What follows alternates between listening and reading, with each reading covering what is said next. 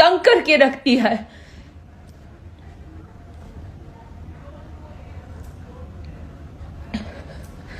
जो मुझे पसंद करते हैं वो पसंद करेंगे, चाहे मैं जहां पे भी जाऊं, जहां भी काम करूं।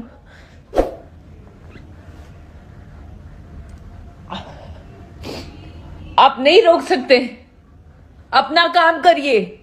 अगर आप, बहुत बड़ा नाम है आपका, इसको ओपन कर देना प्लीज। आपका बहुत बड़ा नाम है तो आप अपना नाम करिए काम करके। दर्शकों को नकली नाटक, एक पर्दा लगा के ना, चेहरे पे मुखौटा लगा के घूमते हैं आप लोग।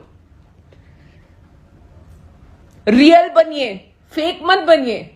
ये देखिए, और सिर्फ हमारी भोजपुरी इंडस्ट्री में ये सब छिया लेदर क्यों होता है यार? और भी इंडस्ट्रीज हैं, पंजाबी इंडस्ट्री है, बॉलीवुड है, और भी साउथ की इंडस्ट्री है। कोई भी उसमें इतना छिया लेदर ना, चीपनेस इतना ज्यादा नहीं करता है कि एक दूसरे के पीछे पड़े रहो, इसको ब्लॉक मार दो, उसको रिपोर्ट मार दो, उसका गाना आगे नहीं जाना चाहिए, वो आगे कलाकार नहीं जाना चाहिए।